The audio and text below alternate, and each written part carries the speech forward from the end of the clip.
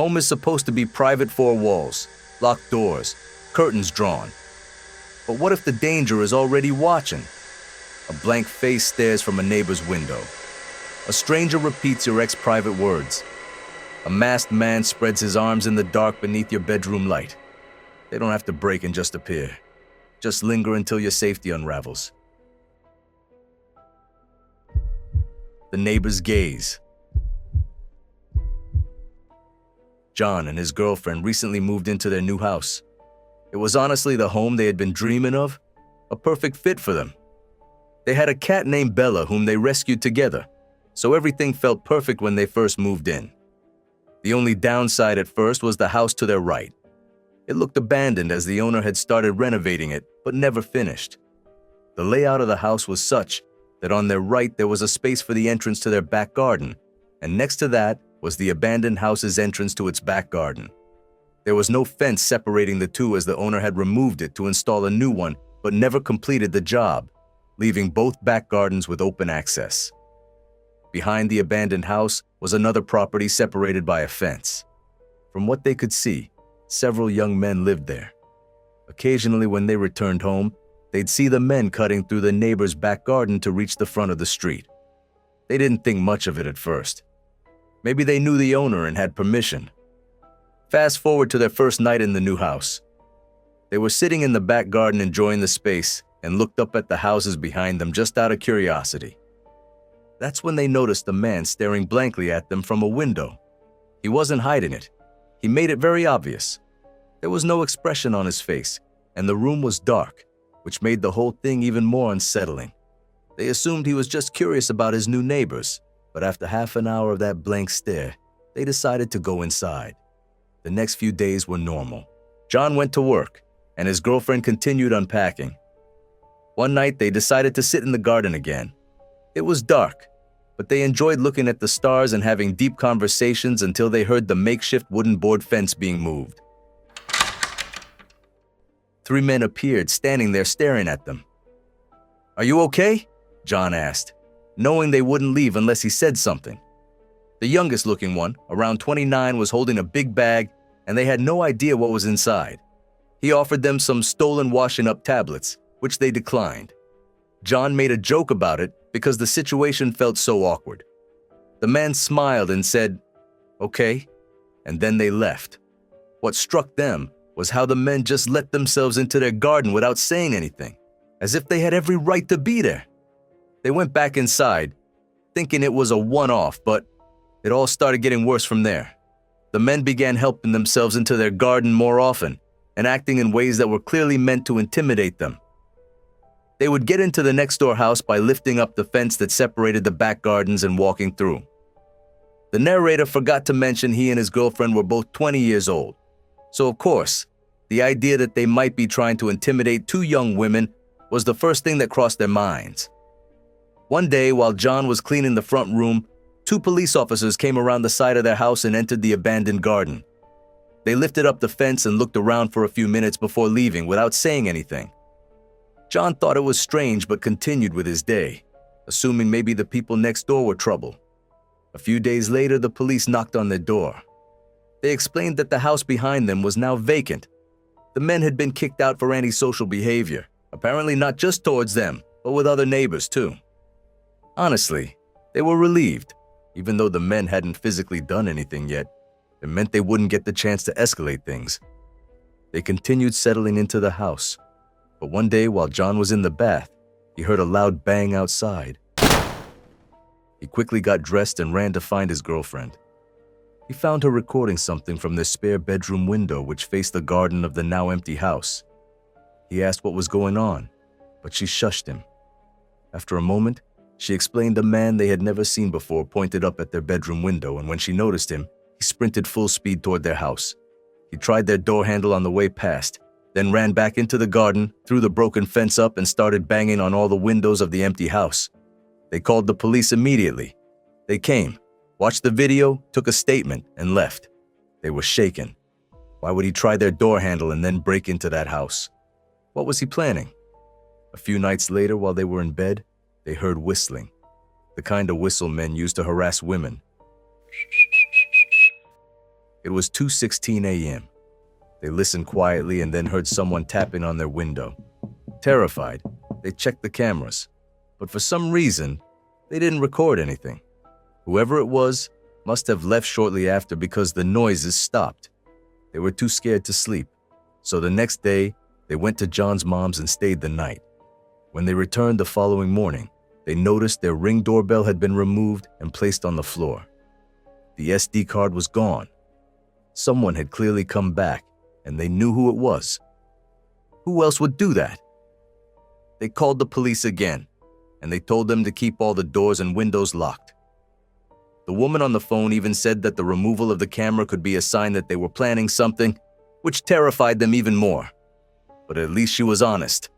The whistling, banging, and attempts to re-enter the house continued for weeks. They made multiple police reports. They never tried their door again, so they hoped it was over. But 3 weeks later, while in bed watching funny clips from their camera, they checked the live feed. That's when they saw a man outside wearing a black mask covering his mouth and nose with his hood up, standing in front of their garden with his arms spread wide like he was imitating Jesus on the cross. He stared up at their bedroom window with his head tilted. They froze. At the time, they had moved the camera inside the house so it didn't record. They were so shaken they didn't even think to screen record. He then spoke, but they couldn't hear what he said. Then he turned around, walked to the opposite side of the street, and just stood there staring at their house for about 30 minutes. They called the police again. They said it wasn't illegal to stare at someone's property and dismissed the whole thing, even when they told them what he did on their lawn. The police made them feel like they were overreacting. They couldn't sleep for days. Any noise outside terrified them, even normal ones. Then one night at 2:52 a.m., they got a notification. John woke his girlfriend and said, "Someone's outside, I know it. Please check the camera." She did, and there they were. 2 masked men coming from the side of their house, shining flashlights into their windows. One of them, the same man who had been harassing them, was holding what looked like a crowbar. Why us? They thought. What was the point of this? For days on end, he would stand across the street pointing, waving, or shouting things up at their window. Every time they looked, he would stare blankly at them. It was clearly meant to scare them, and it worked. They kept contact with the police, but they've done very little. The harassment continues. They've got cameras now and they record everything, but they feel powerless. Just earlier today, he stood outside again, staring up at them. They got it on video, and they're absolutely terrified, but they'll update if anything else happens. The illusion of finding a perfect home can quickly shatter when the real world intrudes, reminding us that we are often far more vulnerable than we believe. The story of John and his girlfriend highlights how even without direct physical harm, persistent intimidation can erode your sense of safety and well-being. It is a subtle but powerful reminder that the true value of a home isn't just its physical structure, but the feeling of peace and security it provides, a feeling that can be stolen without a single broken window. Sunshine's shadow. Anna prefaced this by saying she wasn't crazy. She knew how this was going to sound, paranoid, unhinged, and delusional, but she swore everything she was about to tell you actually happened. It started with a face, or, more accurately, faces that all looked just slightly off. 3 months ago, she ended a relationship with her ex, Caleb. They'd been together for almost 2 years, and the breakup was long overdue. Caleb wasn't violent or anything. He never hit her, but he was controlling and possessive in that low-key and calculating kind of way. Perhaps the worst kind of way. He'd do things like track when she was on her phone and quiz her on things she'd done that day to see if she'd give the same answer twice. After she left him, she changed her number, disabled her social media, and even moved apartments. She thought she was in the clear. Then came the barista. It was a Tuesday morning. Anna stopped by this little hole-in-the-wall coffee shop near her new place. She'd only been there once or twice. As she stepped up to the counter, the barista, a girl about her age, smiled at her, but something about her expression made her pause. She tilted her head and said, "Good morning, Sunshine." Anna froze because that was Caleb's nickname for her. It was not a common one. He used to say it sarcastically whenever she was upset, like, "What's wrong, Sunshine?" He enjoyed pushing buttons, She brushed it off. Maybe it was a coincidence, but then it happened again. A few days later, she took a rideshare to work. A different driver than usual, an older guy, maybe in his 50s. He kept glancing in the rearview mirror like he was trying to recognize her, and then he asked her if she ever figured out what she was running from. He said it as casually as could be. She simply responded, "What?" And he just chuckled and shook his head like she was in on some joke. Caleb said that to her once. After she told him she needed time to figure herself out, he leaned in, dead serious, and asked, "Ever figure out what you're running from?" Now, two strangers had repeated things he said word for word. It kept happening. A woman at the grocery store bumped into her and whispered, "You don't get to just disappear." A guy on the street said, "Still wearing your hair like that?" as he passed. Another one, someone who worked in her building, said, "You always liked this song," while humming the exact tune Caleb used to play when they argued. It wasn't their faces that freaked her out. It was the way they looked at her like they knew her, or at least thought they did. They all had different faces, but their eyes all had the same expressions. Anna started thinking she was going crazy. I mean, what else could explain it? So she did something she wasn't proud of. She contacted Caleb. Not directly. She sent a message to his sister. She told her to tell him to stop. She figured maybe he hired a private investigator. Maybe he was stalking her or pulling strings, telling people things about her. She just wanted it to stop. The sister texted back the next day saying, "I don't know what you're talking about. Caleb's in rehab. He's been there for 6 weeks with no phone." Anna didn't believe her. She thought the sister was covering for him. That is, until she saw a picture she posted of him on Facebook a week later, looking pale and sunken in, holding one of those one-day sober chips. So it couldn't be Caleb, or at least not directly. Anna couldn't shake the feeling that these strangers knew things they shouldn't, though. One night, she stayed late at work. She didn't want to go home because her apartment didn't feel safe anymore. Not that anything bad happened inside of it. She just didn't like being alone. Around 10 p.m., she finally called it a night. She walked the 10 minutes to her place, keeping her head down, headphones in but no music playing. Something she learned to do so she could still hear if someone was following her. When she turned the corner onto her block, she saw someone sitting on the stoop of the building across from hers. A young man with his hoodie up but his head down. She almost ignored him until he spoke. He said, "Cold out tonight, huh, sunshine?" Anna stopped walking. He didn't look at her. He just stared at the sidewalk like he was reading something on it. She slowly walked past and didn't say a word. When she reached her building, she went upstairs and locked every bolt on the door. She sat on the couch for hours, just listening to nothing. Eventually, she fell asleep. The next morning, she woke up to find her doormat flipped over. That might not sound like a big deal, but she lived alone, and the door to her unit was on the top floor. You don't just accidentally walk by her place. The underside of her mat had something scribbled in pen. It said, "You can change your face too if you want, but I'll still recognize you." She didn't know what it meant, but she still threw up. That day, she booked a hotel for the weekend. She left her apartment without packing anything. She didn't feel safe even grabbing clothes. She just needed to be somewhere crowded. The hotel clerk gave her a room on the 4th floor. It was small, quiet, and kind of stuffy, but it felt safe. But only until around 2 a.m. when someone knocked on her door. There were 3 slow knocks. She sat up in bed and waited. They knocked again eventually.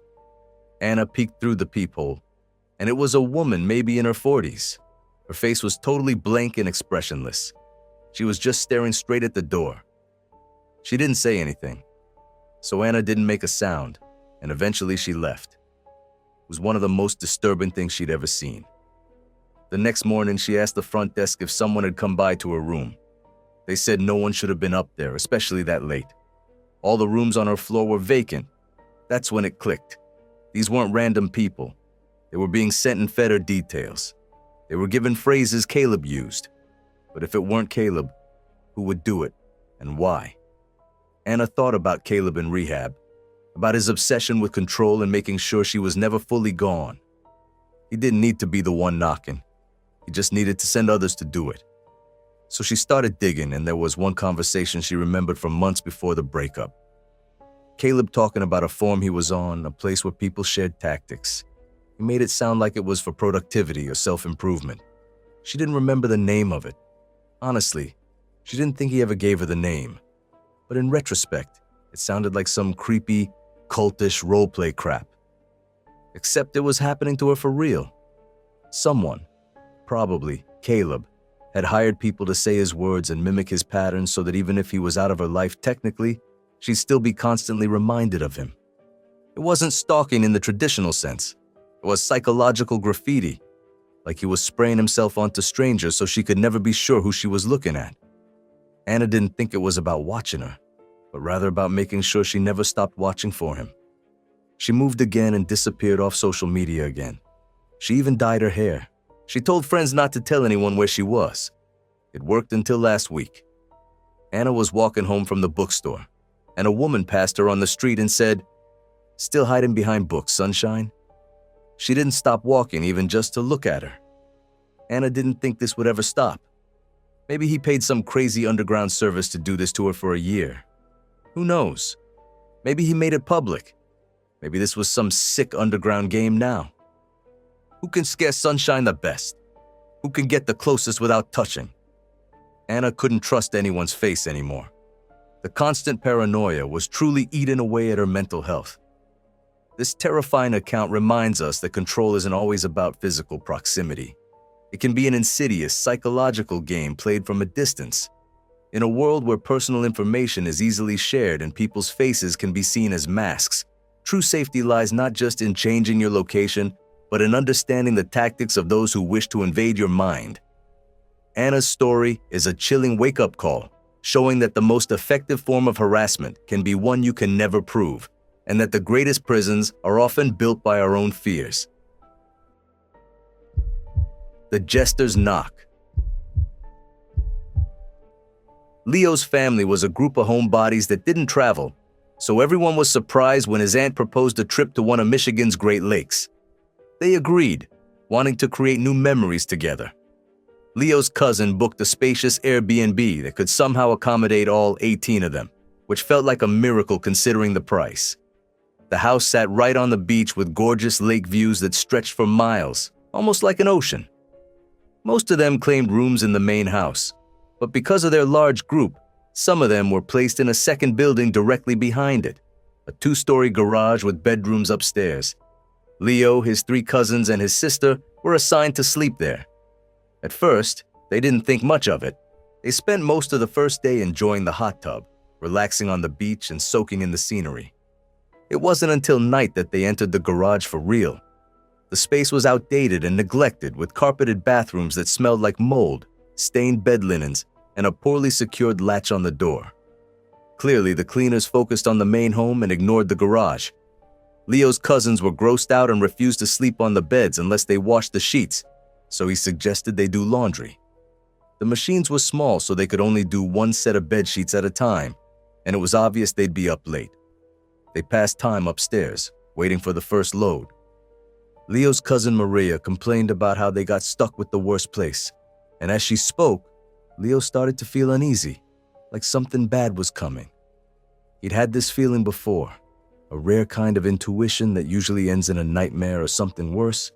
He told his cousins to stay alert, and they listened, especially since they'd all experienced a break-in before when they lived in Detroit. Around midnight, the bell rang from the first floor, signaling the wash was done. Leo went downstairs alone, swapped the load into the dryer, and brought up the clean-smelling sheets. When his cousins saw how clean they were, they wanted their bedding washed too, so he kept going up and down between cycles, doing everyone's sheets. At around 2:37 a.m. they were finally done. They made the beds and were too tired to stay up any longer.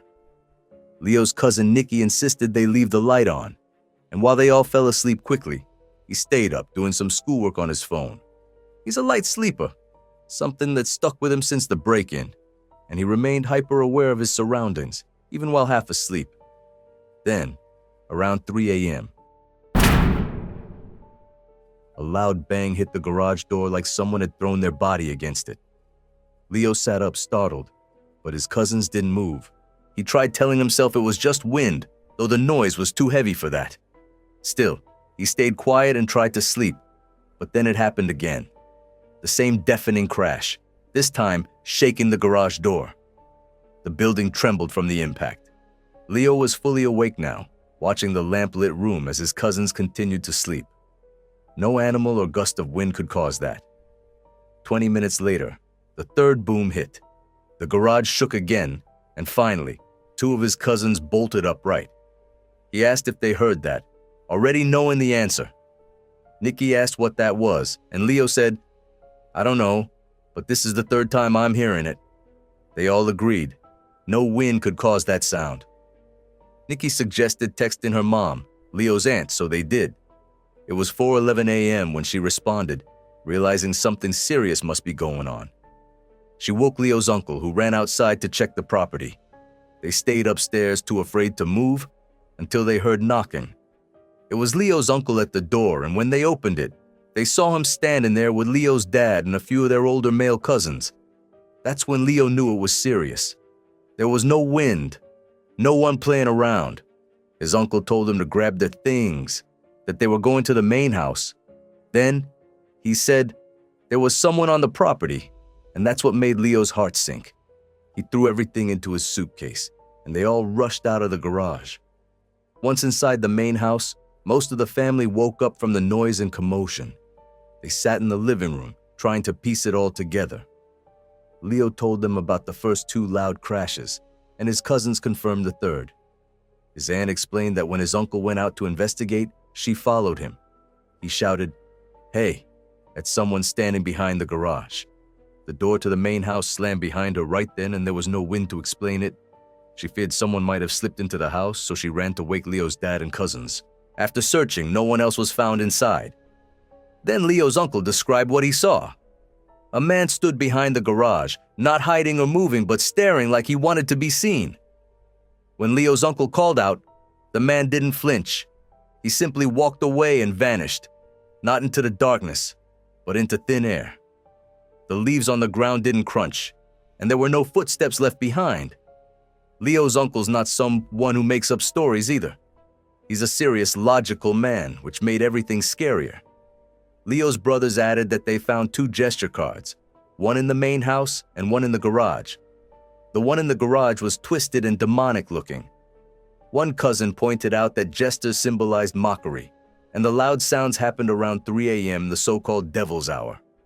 It was as if they were being taunted. Leo's uncle had even checked for footprints, but saw only his and his cousins, not the man's. Another cousin drove down the road during the incident to try and spot someone fleeing, but found no one. That day, no one returned to the garage.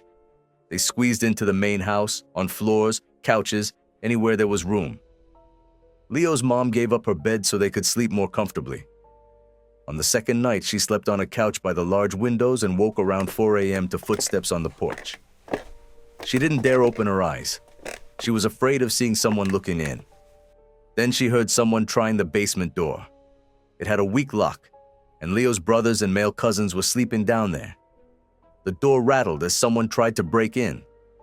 Leo's mom rushed to the basement, but by the time she reached the beachside entrance, no one was there, and all the boys were still fast asleep. That was their last night. Though they planned to stay until Tuesday, they left Monday instead. On the way home, they couldn't stop talking about what had happened.